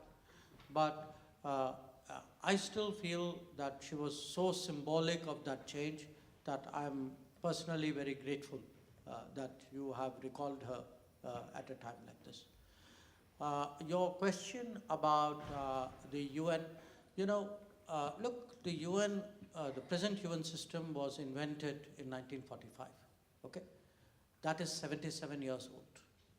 Now, as I tell people, show me something, I'm not yet 77, but show me something which is 77 which you feel doesn't need a refresh. Yeah. People refresh themselves. Institutions need to be refreshed by other people. So we need change. Large parts of the world do not believe anymore that the UN system speaks fairly for them. The problem is those who are occupying positions of influence obviously don't want to dilute their influence. So how do you persuade people to go along with that change when their more short-term calculations make them stick to the old system? That is a real problem.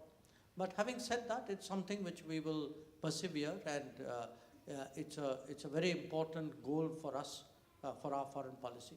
So won't happen tomorrow, but it will happen one day, trust me.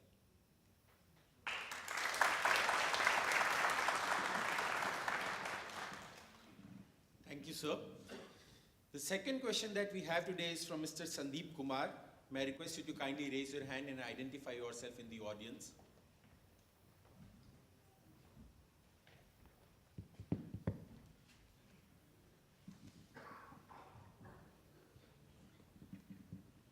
Good evening, Honorable Minister, and Happy New Year. Welcome to Vienna. My name is Sandeep Kumar. I'm a filmmaker based over here. Today is a very special day for me because you're a senior Stephanian as well. I won't be asking you a political question. As a filmmaker, I'm more interested in your personal story. Everyone knows who's seen your videos in YouTube. You stand behind your, very boldly behind your policies, and when you come on stage and talk, you mean business. So I'm interested if you could talk a little bit about your journey, as a bureaucrat, starting with IFS, being in different countries, being the top-notch bureaucrat as foreign secretary, and as far as I remember, correct me if I'm wrong, for the first time in the history of India, becoming a politician as a foreign minister. So how did you manage that? How did your perception change over time, and how do you deal with this pressure and credibility to be compared to a lot of former prime ministers who were themselves foreign ministers? and also having a boss who's very, who's very famous. Find the right word. A prime minister, having a boss like Prime Minister Modi who's very famous and very demanding. So how do you deal with that? And I would appreciate if you would give me a candid answer and not a very diplomatic one. Thank you. Well, to be very honest, I would have preferred you ask me a political question. Because it's not, it's not just awkward. It's sometimes you get into something and you've not reflected too much on it yourself. For me, it's no secret that being appointed a minister came as a bit of a surprise. It was not something which I had even imagined at that time. I'm talking of 2019. I had done 40 plus years as a diplomat, then gone into the private sector. And, my expectation was, okay, that's where I'm going to sort of finish up, if you would. Then this change of plan happened, not on my part. But I must say, obviously when you shift so drastically, it is quite unsettling because it's a different world. It's a different world with different rules and different processes and different, I would say, a culture in a way. So you try to see how everything around you is working and whether you can internalize that and make yourself part of that world. And it's, some of it does rub off onto you, but a lot of it finally is you are who you are. So I have tried to kind of do my best in those circumstances. What I felt has worked for me, partly people do not, people expect me to be myself. So the way I'm sure the question you asked, you wouldn't have asked another minister.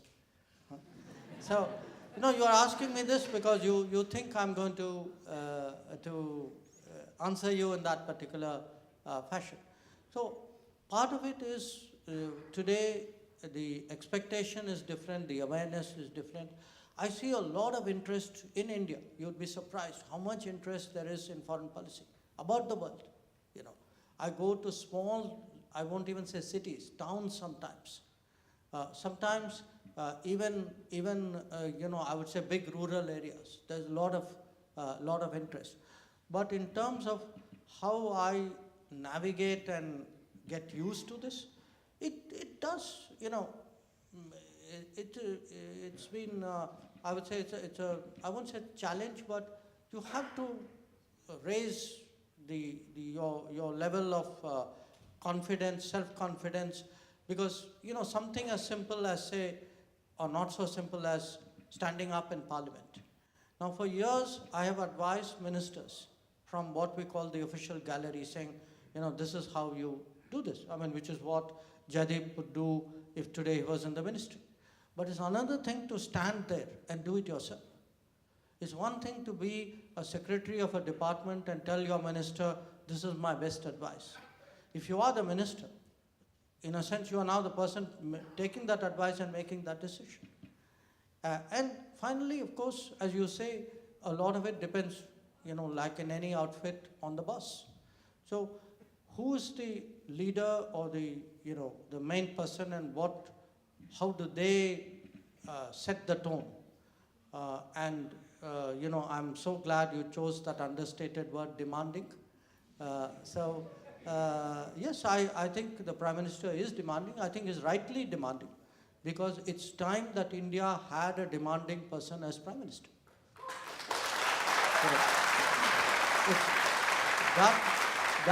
That is the only way. Look, we have kicked so many problems down the road. We've taken so many soft options. It's always the convenience of the day. Today, I can honestly say that it's not, often decisions are made which may not be so easily popular at that moment, but they are very sound governance decisions, including during COVID. So, it's tough to work for a demanding boss, but at the end of the day, you actually, if you feel that's the kind of person the country needs, I think you're willing to do whatever you have to do at that time.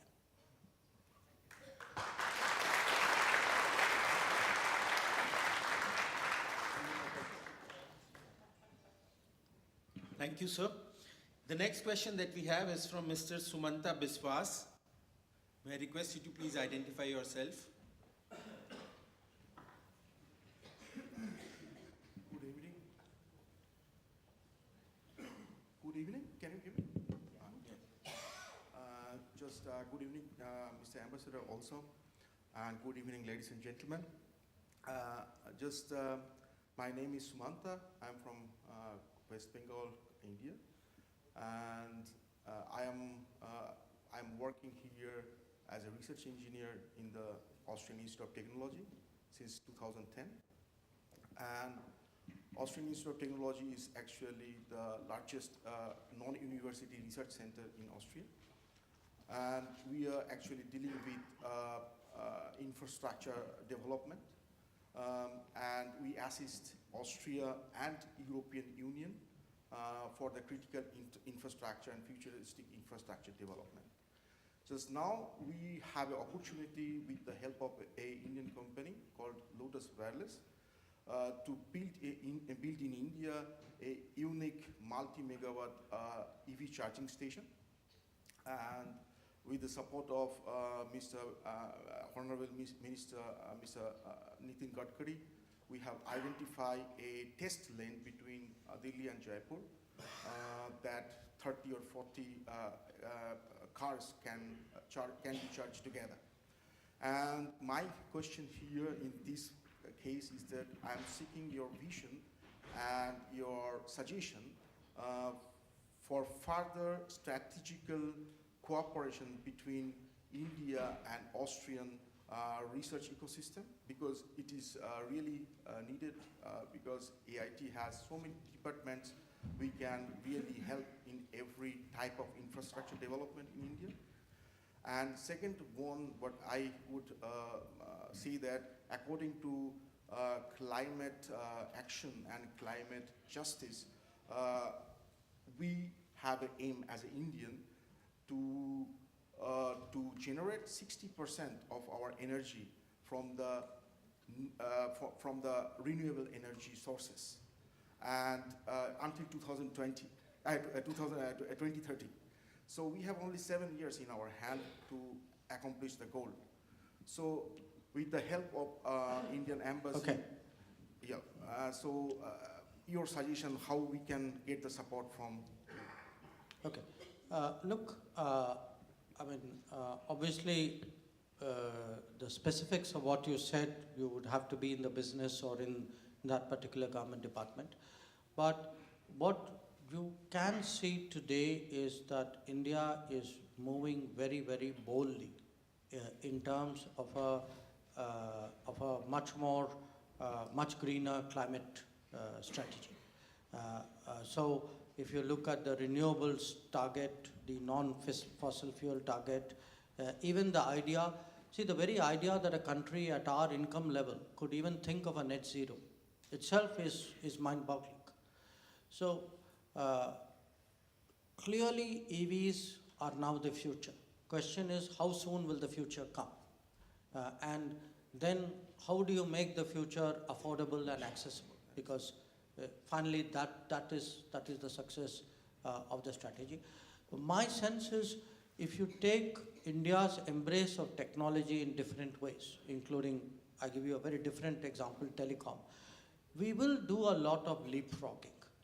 I think there is a lot of it will also be, if the leadership decisions and the government policies which flow out of that are smart, they would promote that kind of proliferation of green lifestyles.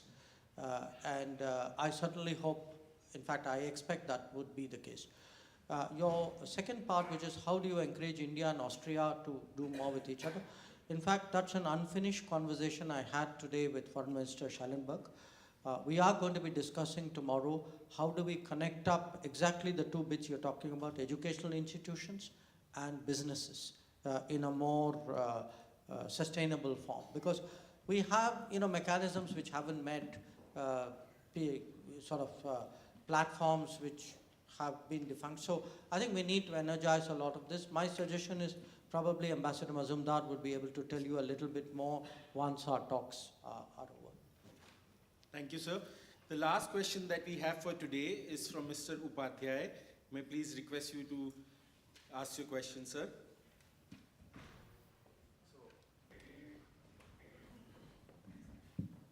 So, Mr. Minister, I'm a musician. I head the music department at the Vienna University, and I am evaluator and program developer for the European Union, and I'm also conductor and advisor to the Chinese Ministry of Foreign Affairs and to the Chinese National Orchestra. And I also run and direct the Indian National Youth Orchestra, which deals with the ICCR, a lot of it. So my question is, what is your vision? Especially, I've been following your speech very closely, and what is your vision of the ICCR? And could the ICCR, as part of the Foreign Ministry, play a greater role in this modern world today? The ICCR, for those who are not familiar, this is the Indian Council of Cultural Relations. They are like the cultural arm of the Government of India. It's an organization which, in a sense, I won't say is part of the Ministry of External Affairs, but is very closely associated with it. My vision is that it should serve really as an interface between India and the world. I use the word interface so that it works both ways. In the broadest possible way, I define the cultural part of ICCR should not be narrowly interpreted. I mean, to me, culture is a very expandable term. And I get a feeling today that's exactly what they're trying to do. They're trying to take ICCR in new directions and initiate activities and engagements and relationships that they didn't used to do before. Yes, no, absolutely. And I was very pleased to hear you introduce yourself, because my own sense is, this morning I went for the New Year concert. Now I was watching that of about 15 years ago when Zubin Mehta was conducting it. I think it's 2007, if my memory serves me right. So, culture, arts, these are even knowledge. These are areas where the more open we are and the more there are interconnections, I think India is good for India. I think it's good for the world. And we need people who are cross-culture. At the end of the day, diplomacy is cross-culture. My job is to understand what other people are thinking in their own particular cultural way, and then try and make sense of it for my system. So I would, if you have any ideas or suggestions, it's something, frankly, I would be quite open to welcoming. Sure. There was a concept with Vijay Gokhale about this. Okay, no, look, I think do talk to Ambassador. I'd be interested in seeing that.